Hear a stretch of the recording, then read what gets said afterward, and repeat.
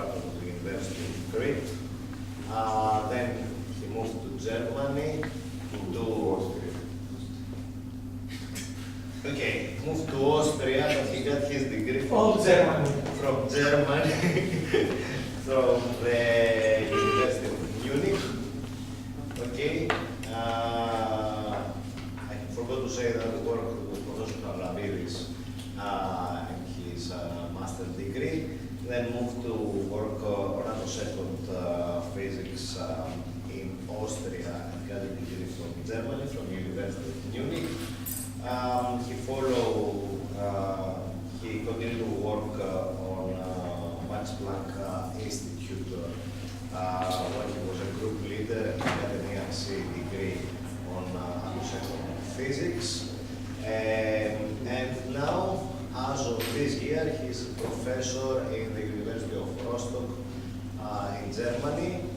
He is well known for his work in his field, and he's actually the recipient of numerous awards, including the Röntgen Prize from the University of Gießen in 2015, the Gustav Hertz Prize from the German Physical Society, the Prize in Optics from the International Union of Pure and Applied Physics, and actually the Fotinos Prize from the Academy of Athens. So before we have the pleasure to hear his presentation, his seminar, I would like to ask Professor Kilafis, since he only got 2 degrees from the physics department, to award his 3rd degree from the University of Crete. Okay, this is the announcement of your colloquium signed by your former professors. Thank you so much. And the chair of the department has this gift for you. However, he is in the Synditos, so he cannot be present. So, okay. Thank you so much.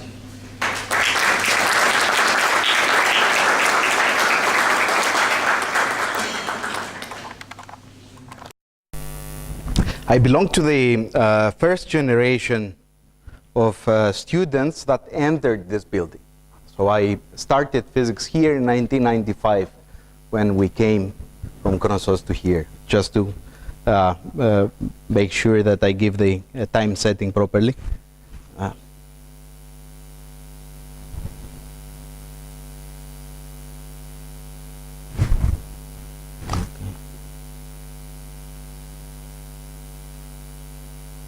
I also belong to the generation where the degree was not printed on such a nice papyrus, but was still printed on the white paper. So when I saw Professor Kilafis with this one, I developed instantly the hope that this might be finally my degree printed on the final document. Thank you. Okay, so thank you so much, therefore, for the invitation. I'm glad to be back home. Today I will be giving you an overview of some ideas that we have been developing in my group over the last years. And the way that I would like to ask this, to start this presentation, is to pose one a little bit daring question, if you like. So the question that I would ask you is, if you were asked to reinvent, or at least to expand, microscopy, what would you want to do? What is this element that you would want to include to make a huge difference? What elements are missing from the way that we have been doing microscopy? And I'm talking about from the point of view not of a biologist so much, but of a physicist. And I'm talking about the point of view of a condensed phase physicist. I'm talking about the point of view of a chemist, the solid state physics, photonics, unfortunately not astrophysics here. I think that although you will have many ideas and concepts to suggest, there are some ideas that would probably appear in nearly all the proposals. And these ideas would be the capability of looking inside matter, of looking inside solids, with a precision that allows you to capture and see electrons particularly valence electrons, both in space and in time. The capability, therefore, what I'm showing with this simple cartoon, not only to perform measurements where you can imply some dynamical properties or some spatial characteristics, but to really image this kind of properties in a way that you can understand. Now, if you would agree that such a goal is an essential one, and an important one, then you would also agree that probably the most appropriate tool to use in order to reach such a goal would be visible light. Would be visible light, why? Because you know that valence electrons respond primarily to visible light. The chemical bonds respond primarily to visible light. If you would think of excitation energies, you would easily end up that few electron volts reversed to the time scale would imply a temporal resolution going down to sub-femtosecond time intervals, or even better, hundreds of attoseconds. And if you would come to discuss about spatial resolution, you would need, it has to be sub-angstrom resolution. So these elements have to be simultaneously there. Now, visible light is, of course, nicely tuned in terms of energy here, but it has two important problems. And these are problems that everybody, I believe, also the undergrads in this audience, can very well understand. We are confronted with Abel limits, not only one. We are confronted with the Abel limit in terms of time. Visible light has a wavelength about 600 nanometers, so in the time domain it implies something like 2 femtoseconds. So certainly you cannot penetrate with simple ideas into the attosecond domain. And it's even worse when we want to discuss about spatial resolution, because we're not even any close to that. Here we are talking about hundreds of nanometers. In the Abel limit, each time that we manage to reduce this limit a bit further, a new Nobel Prize comes up. I want to say how difficult it is to take few steps to use visible light and attain resolution.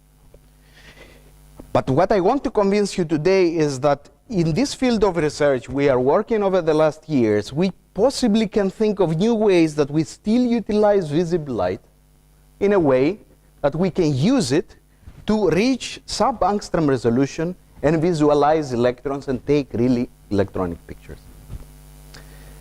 This is more or less the area of the research program that we follow in my group.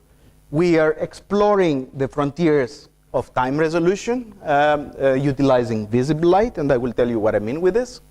We are exploring the frontiers of strong field interactions, where the light fields, particularly laser fields, are strong enough to drive electrons with forces that are comparable with the atomic potential forces inside a solid or an atom. And I will show you that this combination, to many ways unexpectedly, is opening up a completely new frontier, the frontier of the spatial resolution. And I will show you that this idea becomes possible. We have spent many years of work in trying, first of all, to overcome the first frontier I told you. I mean, if light oscillates with 2 femtoseconds time, what would you need to do in order to compress this light on such a short time interval? Many people have been thinking over the years that what you would need to do is, of course, to use coherent sources of an extremely broad bandwidth, but that's alone is not enough. I mean, such sources existed for many years. You will have to be able to take all the spectral components of such a broadband source, put them on top of each other coherently, such a way that you can build the light wave that you need. It's not sufficient that you just try to compress light, a terminology that is very extensively used over the years. Also, it has been extensively discussed in the Nobel Prize of this year. The idea that we use to achieve such a goal, in other words, to tame the waveform of light, is what we call multicolor subcycle synthesis of light. In other words, we try to synthesize light in the same way that you would synthesize electrical waves on your oscilloscope. in your oscilloscope. You could take different frequencies of light. You will adjust their phases such that you create an oscillatory waveform that looks as you wish. And of course, at microwave frequencies today, you can easily do that. Certainly, you do have electronics to manipulate light so fast. Now, when it comes to light, of course, the challenge has been enormous and has remained a big challenge over the years. Broadband light sources, as you see here, if you want to, if you understand better the petahertz, you would see we are talking about 0.3 to 1.2 petahertz. If you prefer the wavelength, we are talking about a wavelength range that spans all the visible, a big part of the infrared, and going down to the UV. All this light has to be simultaneously and coherently be manipulated in order to create such a short waveform, such as to enter the attosecond domain. So the idea that we have used actually is simple, and is based primarily on technology and on politics. And technology because you always need technology, and politics because instead of trying to manipulate a very broad continuum at once, you divide the supercontinuum into individual bands, as you see with the colors here, and then you manipulate each band separately. And that's what you see actually in this animation. So light is uncontrolled in the beginning. Ether is a device where beam splitters separate the light into 4 individual bands, compress each of these individual bands with dispersive optics, and puts light fields together to create a custom waveform in the end. Now, what you will have to think is that in each of these bands, you can do something that is in principle possible with ordinary technology. You can compress light to a few femtoseconds, which is something that is typically possible these days. But when you put all these wavelengths together, all these pulses together, you are really able to compress light on an extremely short time interval, and I will show you what I mean. Over the years, I have to say is that once you separate them, of course, you can adjust the relative phase between the light beams by adjusting the relative delay between them. You can adjust the relative amplitudes. It's actually an intuitive form of Fourier synthesis, but now what you are synthesizing are light waves. So the idea is the following. We do have over the years techniques to measure light waveforms. This is work that I have been doing previous decades, so I will not allude so much about that, but here you see the synthesizer.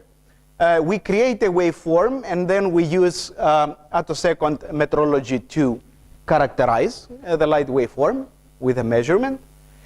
Then we record spectrograms that look like this. So practically these are photoelectrons that are emitted by an extreme ultraviolet pulse, which is releasing the electrons in the presence of the light field.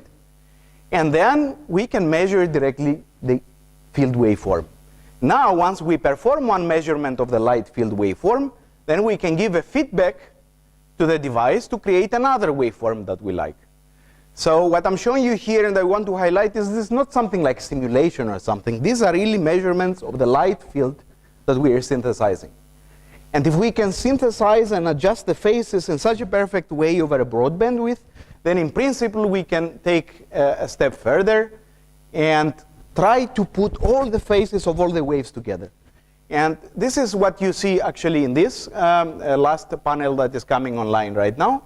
So actually you see a waveform that practically more than 50% of the energy of a light pulse is confined to within less than 1 femtosecond. So practically we are talking about an optical sub-femtosecond or attosecond pulse. More than 50% of the energy of light is confined within such a narrow window utilizing the ideas of synthesis. So not only you can create a waveform at will, but you can also, of course, as an ultimate goal, compress light down to extremely short time intervals and utilize this as a basic tool in order to look at electronic properties and to reach the goals that I alluded to in the beginning of my presentation. It can be actually quite a lot, on the order of 50 microjoules per pulse, which if you consider the field strength, it's sufficient to ionize practically any atom. So we are talking about really strong laser pulses. Yeah. Yes, the synthesis is a pure linear process. Yes. The basic ideas are understood. They are mathematically. But of course, the challenge is to get there. We have been able to get there.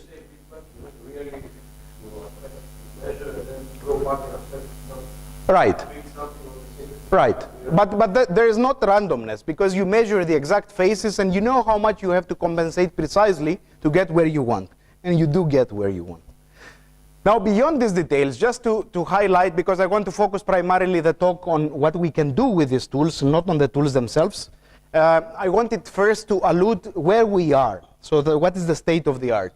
This is the chart that shows how the resolution achieved with optical pulses over the last decades has progressed. So this is the point where shorter and shorter pulses came up to the 90. We reached a plateau. People couldn't really go much further. For many years, pulses were not becoming shorter than about 5 femtoseconds. Then it came what we believe in this field, the first revolution where strong nonlinear processes generated soft X-rays and allowed us to enter the attosecond domain. And the work that we are contributing now is to reclaim this domain with optical frequencies, for the reasons that I said in the beginning. Because optical frequencies are these ones that I actually need if I want to exert control on valence electrons. So this is the work that probably we have been doing over the last years on the synthesis of light. Now I want to give you an example. If I have an optical attosecond pulse, and I have, of course, also attosecond pulses in the extreme ultraviolet part of the spectrum, like these ones that are being generated also here in the group of Dimitris and Paris Zalas and the other colleagues. What can I do? Is there something that I can do that couldn't be seen before? And so this brought me actually to a very interesting question that is related both to soft X-ray physics and optical physics. The question if the absorption of X-rays creates excitons in solids, just as optical fields create excitons in solids. Actually, such excitons would be called core excitons. If you type in Google core excitons, you are going to get so many links that it will immediately convince you that the question whether core excitons exist, so that means an exciton between an electron, a hole that is left behind when you remove an electron from the core, and leaving back a hole and then electron, whether such a thing exists. And you will find so many links there that says it's obvious it exists. But if you look a little bit at the detail, and now I want to, before I go to the detail, to just explain also for the students what I mean. An ordinary exciton in solids is to take an electron from the valence band, try to pull it up to create an electron hole pair, and this will create an atomic-like structure inside the solid, which is a key characteristic of an exciton. So therefore, the question that I was alluded to before, the exciton has discrete spectrum. It's atom-like. And the question that I was mentioning a few moments ago is, for example, if I take an X-ray and I remove one electron from the core state, so from one atom actually, am I going to create an exciton? So what I alluded to before is that if you use the Google research method to understand, you will say that this is obviously there, therefore this shall not be discussed. However, if you really go on a pure scientific way and try to see what people have been doing over the last decades in theory, trying to explain the so-called absorption spectra in the X-ray regime of key materials based on silicon, for example, you would understand that at least on a pure theoretical basis, the problem is not solved at all. For what reason? The reason is that simply they could reach exactly the same conclusions on the basis of an exciton formation or without the basis of an exciton formation. And there comes exactly the moment that theoretical physics creates the paths, has many ways to go somewhere, but it cannot select alone how to continue. There is where the experiment becomes important. But the possibility to perform an experiment other than taking an absorption of X-rays was not really possible. And if you would now start thinking, if I want to see something, what kind of characteristic shall I look in order to say whether these excitons exist indeed or not? So here came therefore the question. We do recognize in ultrafast optics excitons not only by looking at the spectrum. A spectrum can be actually rather broadened. We have the following idea. Usually we go with an optical pulse and create the exciton. And then we go with a terahertz pulse that resonates more or less with the states of the exciton. And then I'm looking what's going on in the absorption of the system. So what I'm going to see is phenomena that are related to Stark shift and phenomena that are related to bleaching. So practically removing population from the excited system or taking its electronic states and shifting them back and forth. Excitons behave like atoms. They behave atom-like. Therefore, in the time domain, they are showing this kind of characteristics. So if you look in the time domain of the absorption, what you will see is that you will have to see a time-dependent Stark shift of the states, and you will have to see a time-dependent change in the absorption of the states. So these are the two characteristics that optical physicists can understand and do very well over the years. Now the question is, if I could do this would be important because whichever way you are able to do such a measurement, this is an excitonic marker. That means if I see these characteristics, this means I do have an exciton. In the time domain, they give very specific signatures. Now the question is, how can you look in the time domain at core excitons? Which way? What kind of tools are you going to use? So once again, these are the basic characteristics. You can see a shift in the energy of the absorption, and you can see this also in the differential absorption patterns like this. In the time domain, the time length of this kind of distortions tells you how fast the exciton died, decayed, or relaxed, to be more precise scientifically.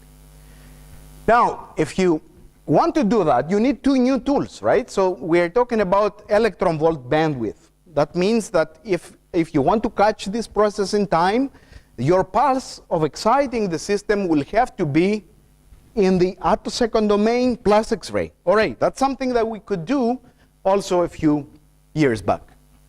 Now, the question is, when the exciton is being created, what kind of tool do I have to dress the system and see what it is? Well, you will have to interact with an optical pulse. Why? Because the electron now has been taken from the core of the atom, has been brought out, and now it's a valence electron for a very, very short time, but it's a valence electron. For that short time, you need an optical laser. So, an optical attosecond pulse.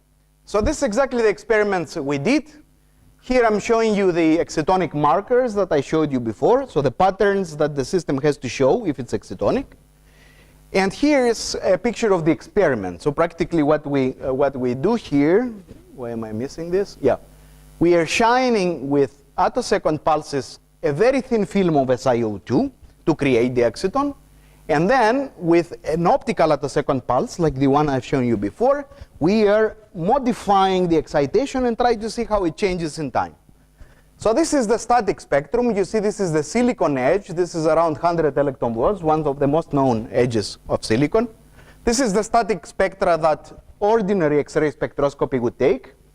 As you understand, the question here is unfinished. You see a spectrum, you cannot say. Now, if you start now sending the laser pulse, what you see is precisely the two characteristics I told you before. So you see that this state is shifting its energy. So this is energy here.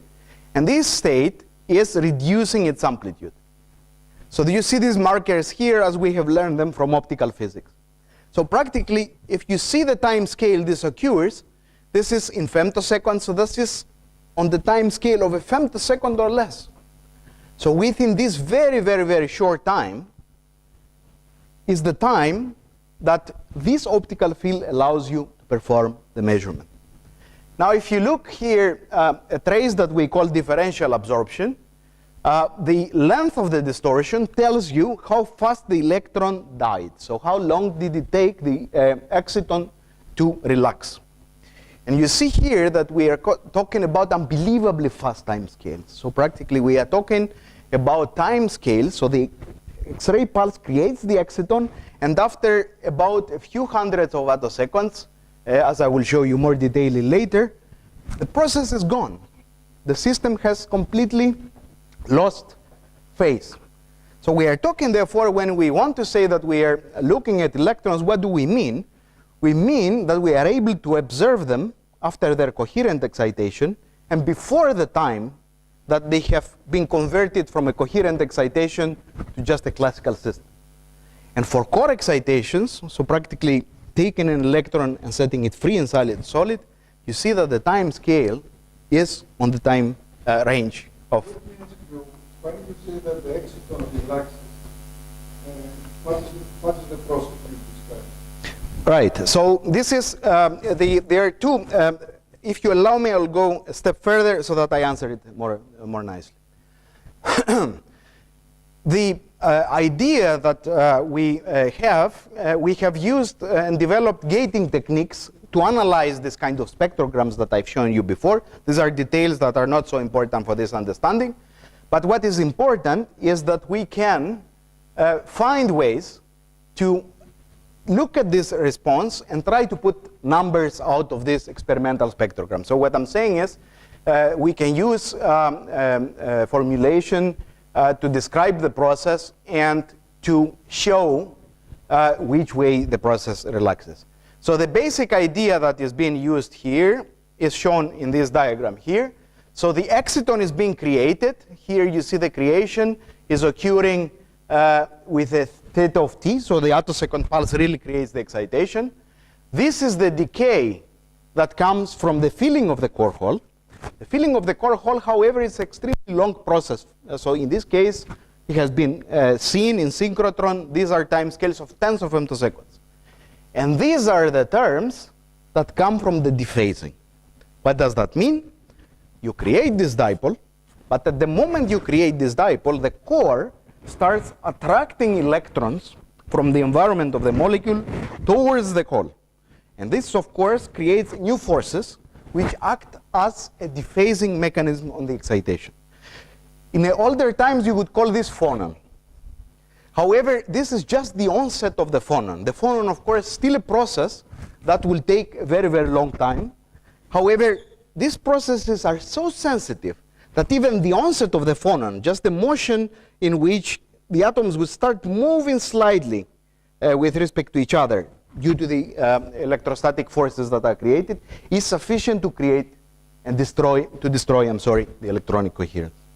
That's actually the message that we see, because in that way we are actually able to have an explanation why these spectra are so broad. I have to tell you that when I started this project, I telephone interviewed a few scientists that were doing the spectroscopy in the 70s, at the times that the synchrotrons were at the top, particular theorists. And I was asking them, do you have an explanation why these spectra are so broad, in your opinion? What's the reason? And I have to tell you that I never get an answer. In which way? Say, well, usually we did the DFT calculations and then we broadened this such as that we match the experiments. But we do not know what it is.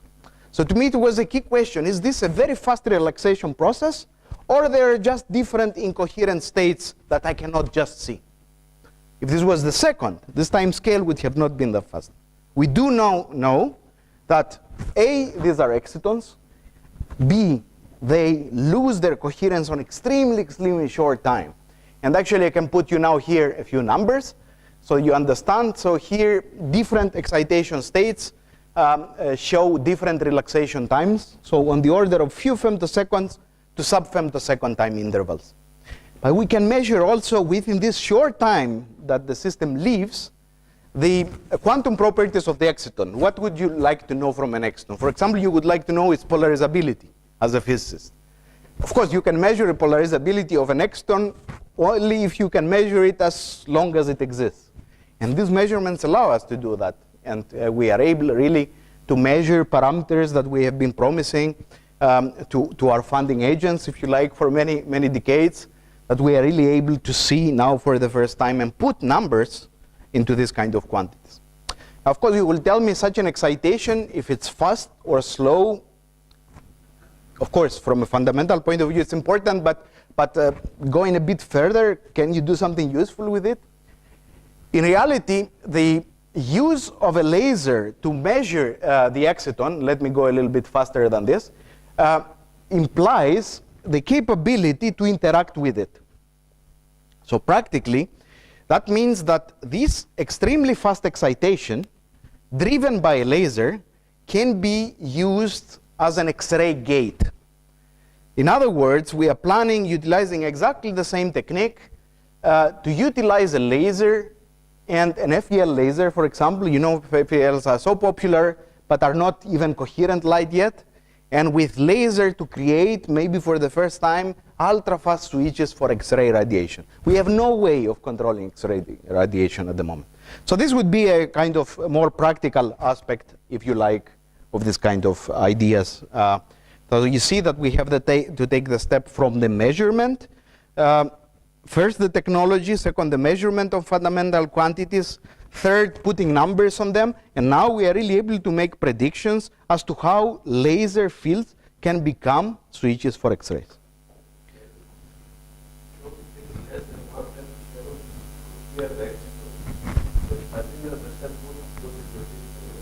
The physical, so the exciton most likely dephases through two channels. The first is more relaxation population.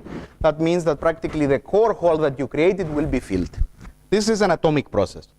The second, the more important one, is practically the interaction, just practically all, like all the phases in the world, with the environment around it. So practically with a displacement, the atomic motion displacement that occurs because this excitation has been created. If you have a displacement, practically you can think that this system changes continuously. It's not anymore the original excitation and the original energy that you created. You can think, for example, these forces are stark shifts on the excitation. But they're just so fast. They're just so fast. It's condensed matter. So we do know that they are so fast because we can measure it. Now you will tell me, and I actually like very much your question, because in the second part, I will have now to make a resolution before I move to the second part. I showed you measurements, and I showed you time scales, and the ultra-fast physicists believe the time scales, but they have their good right, and this applies for everybody, to not believe my interpretation. The reason why you may not believe my interpretation is because I did not show you a picture. What would you think if I could, and I still cannot, show you really a picture in which this coherence, the electrons are wobbling after excitation, and then you see them disappear? Let me understand. What you measure is absorption, and you see two things: reduction of the absorption and star shift. Right. Okay. They do not follow the evolution of your light phone. They are faster. They are faster. So what you measure is faster than you thought. Okay. Sorry, the pulse is faster, so I can see these processes keep going for a longer time. No, I'm not measuring my pulse. No, I'm not measuring my pulse. In fact, not only that, different excitations have a different relaxation time, which implies actually that they are affected by different forces. Practically different excitations do not have that in the same orbitals, and they are not subjected to the same forces. But again, I would like to still remain on that because this is now the pivoting point for the next part of my talk. I showed you that we can go to very fast time scales. But I think, and you know, 20 years back, somebody else came here, Ahmed Zouail came at the institute down there, and he showed us at that time that he can go to femtosecond time scales. What was missing in that talk, and is missing from my talk too, and is missing from the talks of all that do ultra-fast physics, is that we do measure a signal that we interpret as a time domain picture, and for simple systems it's probably easy to do. I mean, it's an atom. When we want really to go to deep understanding, we must go to have spatial resolution. We have to be able to see the electrons. So the first and the last part of my talk will be devoted exactly to this. How can I see electrons? Now, I will not be able to see them moving also in time, but I will show you that lasers can see them. So, if I want to see electrons, what do I know now the last 100 or more years? What I will have to do is primarily, I will have to use X-rays or electrons, go to a crystal, shine, create a diffraction pattern. It looks like this.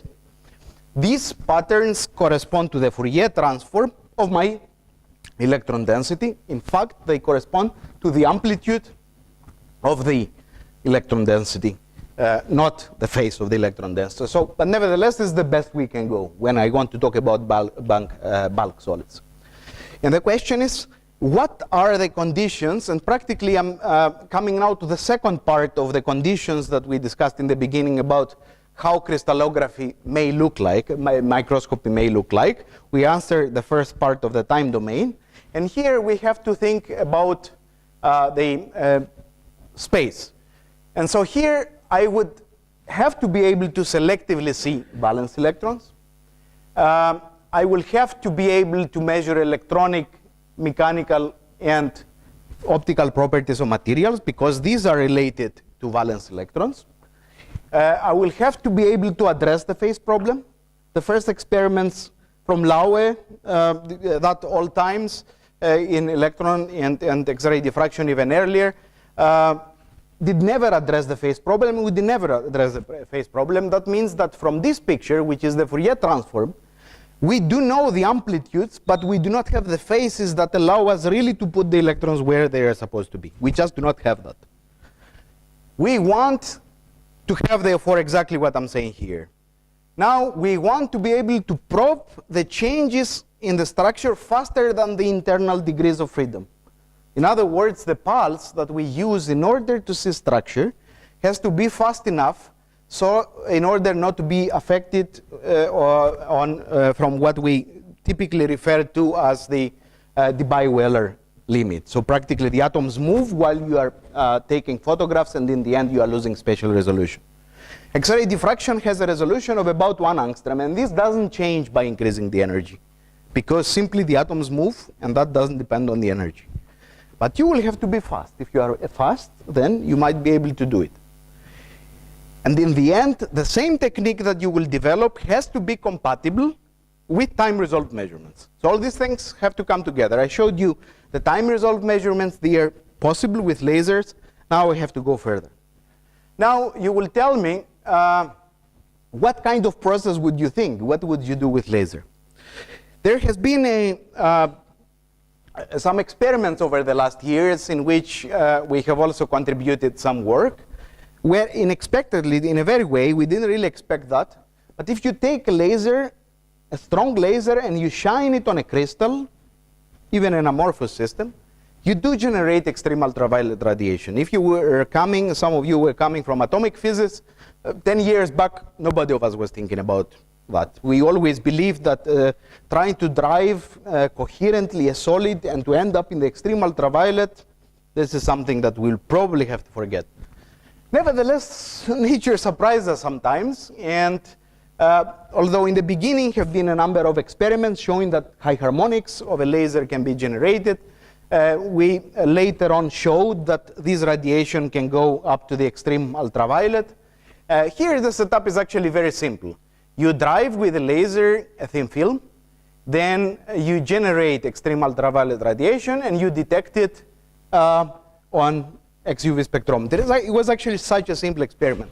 And then suddenly, out of nothing, we are talking about extreme ultraviolet photonics. In what sense? We do have the possibility to shine lasers on solids in compact devices and reach extreme ultraviolet radiation. This is actually possible. Now, for me, to be honest, this was not the most important aspect. What I have started thinking around that time is, can that be possible that usually high energy can be thought as a scattering process? There are many ways to think of that, but one of the ways is to think of a scattering process. Now, the energy of the radiation that was coming out was several 10 of electron volts. That implies that an electron was moving fast in the system. Could that be a way to utilize the fact that this electron moves in the system, scatters on the system, emits radiation, and can I use the radiation to acquire spatial information? Now, if you don't mind, allow me to explain to you what I mean with this. This is the basic idea. The laser can grab an electron inside the solid and apply a force. It will start accelerating it very fast. If the laser is strong enough, it can do that.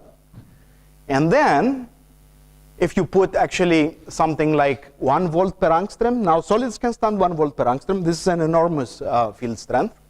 And around 2 electron volts, then you will end up with a kinetic energy of about 3V for the electron. But if you now convert 3V electron energy into spatial resolution, this is about 4 angstrom. Now this is only linear. In principle, the electron will be interacting also non-linearly with the system. So now you practically understand that although a light field itself cannot have the resolution, of course, to see in the sub-angstrom scale, if it can grab an electron, drive it as a nearly free particle because the force is just so strong so that the system cannot play any role, then practically it probes the periodic modulations of the solid and can be possibly used as a mean to image the solid in which you are. Now, what do I mean with this? If you emit radiation, then this radiation must be encoding information about the frequencies that the electron encountered as it was moving. It's just like your turntable, right? You don't have one anymore, but let's say you did. Of course, the frequency of the undulations on your turntable are related to the music that comes out, the frequency of the music, and you can make a connection between these two if you do know the velocity in which you turn the turntable. Now here, you have an electron, you're moving it with a laser, and the laser defines the velocity. You also measure the emitted radiation, therefore, there must be a connection between the undulations of the potential that the electron has seen. So this is the basic idea, and actually this is something that in atomic physics has been long understood. If the potential is weak with respect to the driving frequency, then you can enter the so-called diabatic regime or stabilization regime, the atomic physicists were calling that, where practically the potential is not that important anymore, and what is by far more important is the force that drives the electron, and the potential becomes a weak perturbation. A weak perturbation which is, however, sufficient for us in order to learn something about the potential. And this applies, of course, also for a solid. In a solid, you can use a light field, drive the electrons extremely fast, and scattering the electron will give you information with the emitted radiation. Now, the potentials inside solids, if you would ask yourself, what's the potential inside the solid that an electron, a valence electron, feels? If you do take the path of density functional theory, you will find that practically the force that you will need to dominate to move it as a free particle inside the solid in electron volts is on the order of a couple of electron volts only. That implies that if your laser field is fast, so that its energy is higher than that, he can drive it as a free particle, and actually we have shown theoretically that this is the case. So here you see the free particle, the free electron motion in a laser field, and in a crystal when the laser is much, much slower in energy compared to the potential. And here what you see is the opposite. So what happens if I have a very fast laser in terms of energy with respect to the potential? So in the second case, where the field is so fast, practically you can think that you go beyond the effective mass. So practically the electron is driven so fast that the potential becomes weak, and the band structure picture is not anymore the dominant picture for this idea.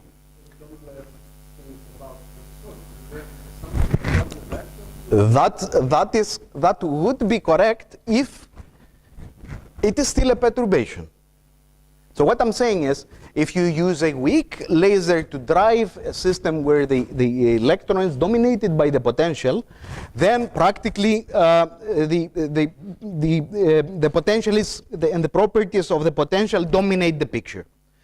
If you do the opposite, it doesn't mean that you will not have a perturbation, and the question is whether this perturbation is sufficient, and I will explain you why. Physicists call this already from the 70s the so-called Smith parcel effect. So what does that mean? You take an electron, you drive it nearby an undulating potential. The electron is fast.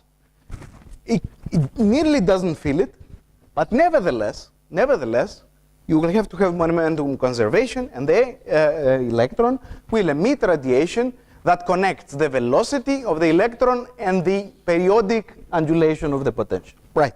This is something rather general and simple. Now, the same way, you will have to think in the case of a solid if the field is so strong to completely dominate the motion. So practically, the emitted radiation will be giving you information about the amplitude of the frequency in which it's scattered. And now you can go even a little bit further, and you can think of it now with a laser picture, right? So in this case, the laser is giving you the speed, and the radiation that comes out is the radiation I've shown you before. The harmonic radiation carries the information about the frequencies that the electron has seen inside the solid.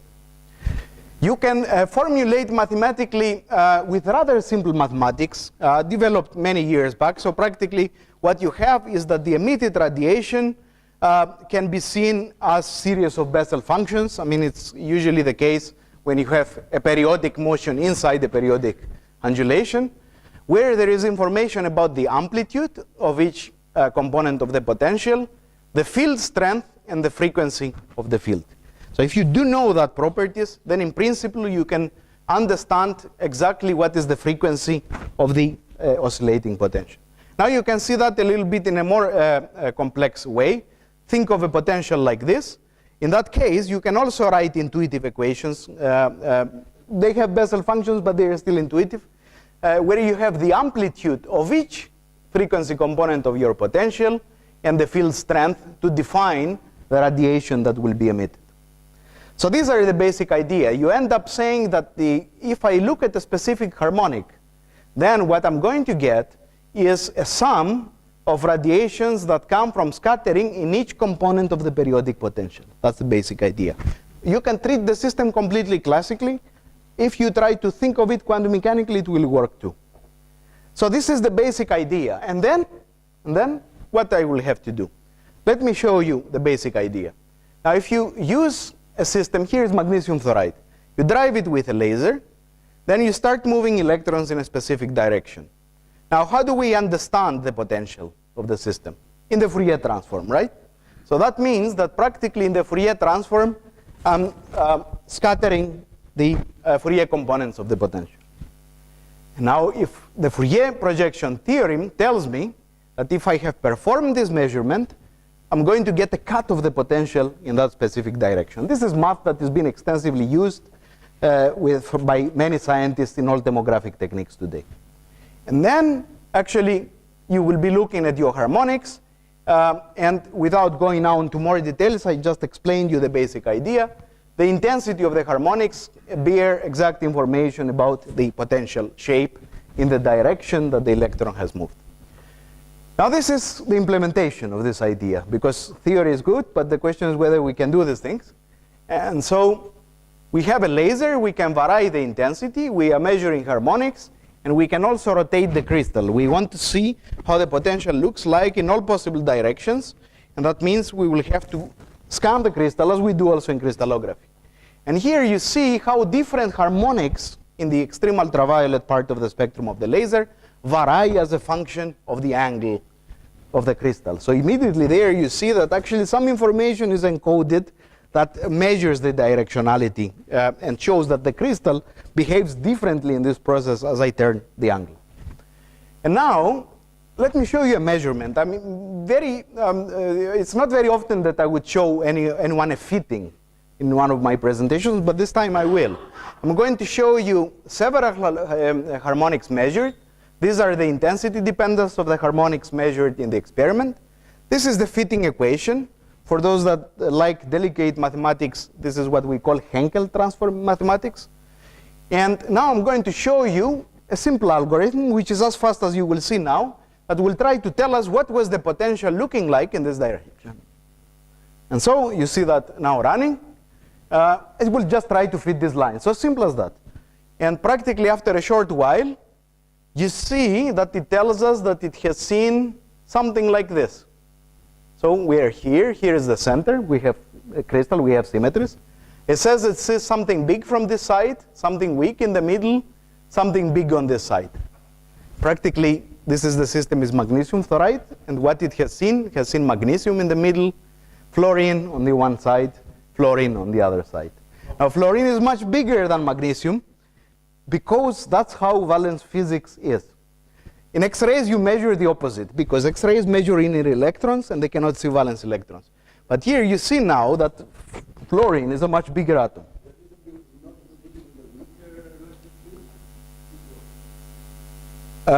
I don't say, well, you will have to be able to scan a great range of intensities because, as I said before, it's a way of a Fourier transform, but particularly it's the Henkel transform. And in order to be able to see several frequencies, you will have to have a big window where these frequencies will exist. Therefore, you need strong field physics. And then if you want strong field physics, you need also ultra-fast physics because long pulses will damage the materials. So the one brings the other. And so this is how you see the potential in this direction. Now let me show you the other direction. Here, if we look with respect to the symmetry center, there is no other atom. It has to see only magnesium. Remember that all other directions cancel each other because we are talking about crystallography and all the other directions will have to disappear. Now you see again the fitting. We will try to see the potential along this direction. And that's what you see. It really sees one atom. And now, think of this experiment now done in many, many angles. Right? And this is what you see. So practically you see a picture of magnesium fluoride by looking at it from the top. You see magnesium here, you see fluorine ions here, and everything else that you would possibly appreciate. So this is the potential, and this is what DFT will show, and this is what we calculate. However, you do not need to have absolute confidence in DFT. I can give you many calculations from DFT that do not give that. So that shows immediately that some of the DFT models are better than others, at least that's the impression that I get. Now let me show you also the electron density, because if you have, so this is the other direction, and you see the electron density. It's connected between potential and the density are connected with the Laplacian. So that means I can really take the valence electron density pictures utilizing a pure optical technique, utilizing this way. So the potential height is not measured at this time. We do know the shape. We would believe it's on the order of 2 electron volts at maximum. Right. Right. Mm-hmm. It's around the same, around 2 electron volts. Mm-hmm.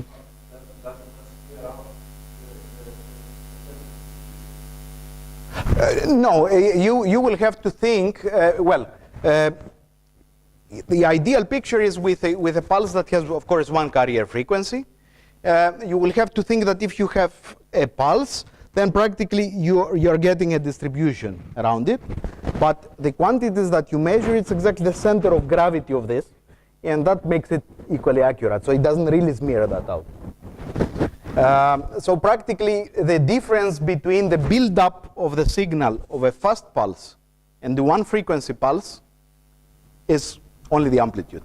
That's how the physics of the Bessel function is. So it doesn't really smear out. And you need them. You need to have them fast. All right. So what am I telling you now? Let me tell you something simple. If I have an electron and I move it inside the solid, the highest energy that I'm going to get, what do you think it will be? I mean, it will have to be related to the finest feature inside the solid that the valence electron can see. What is the finest feature that the electron in a solid can see? It's, of course, the radius of the smallest specimen. So in this case, magnesium. So what I'm saying is that the highest frequencies that one can see must be related to the size of the smallest specimen, magnesium 2+ in this crystal. Is this correct? So these are the measurements. So we do measure the energies, and from this we calculate from our experiments the dimension of the smallest specimen that the experiment predicts. And here's the theory that you can find actually in standard tables and textbooks. So it tells you that magnesium fluoride, fluorine minus will be 126 picometers, and magnesium 2+ will be 65 picometers. That's what theorists calculate. Nobody has ever measured anything like that. The experiment tells you between 55 and 61 picometers. So you see that there is an intuitive correspondence between what you measure with such a technique and with simple ideas with what people have been predicting in density functional theory for many, many years. Now that doesn't work only for magnesium. That works for actually all the systems that we have measured so far. So here you see the experiment predicted a minimum radius for silicon dioxide of 61, and oxygen, in this case, has 64. The same for diamond, 72. Of course, diamond, carbon is only one system, 75. The arrow bar here is ±2. Silicon carbide, 70. The smallest system, 75. And now these are for covalent systems. We have done measurements also for ionic systems. Now you will tell me, okay, with magnesium fluoride, this was just an accident. It worked. You got this picture. It looks like correct. Does it work for another system? Does it work? So here you see calcium fluoride. This is a measurement completely new. So this is the cut of calcium fluoride exactly at the plane of calcium around here. So practically you see calcium at the correct positions, and fluorine atoms are big. That means they penetrate on the plane and they appear on the corresponding positions. So this is the experiment. This is the DFT theory. So around this point I'm closing my talk, and I want to tell you what is next, at least to give you some information about that. I have shown you CATs, tomographies, but we want to move in the 3D space. So we believe that actually in the next 2 years we will be really able, for nearly every solid, to take a pure electronic picture. We want to combine the time resolved capabilities that I have shown you in the beginning of my talk, to capture things in time, with capturing things in space. And these two things now match together, because don't forget, I have used one laser pulse to do the space measurement. I still have one laser pulse to introduce some perturbations in solids and learn things about them. And to go to more and more complex systems. And what do I mean with this? How far can we go with this idea? So to do that, we will have to combine many forces, right? You see, we are not just laser scientists. We will have to be at the same time crystallographers, atomic physicists, tomographers, density functional theory, and on the top laser science. So these are the tools that we are working over the years to reach that kind of ideas. Here is a little bit of the vision. What do we want to do? We want to see, for example, in solids, how chemistry occurs. If we are able to visualize valence electrons, we shall be able to visualize chemistry on long and shorter time scales. This possibility has never existed, to the best of my knowledge. If we are able to drive electrons in such systems coherently, we may think of ideas that relate to coherent electronics, namely the capability to use light and to create light-based electronic circuitry in the years to come, from the point of view of the physicists, of course, not about the technology. I mean, as physicists, we just have to check if the way is feasible. We can think of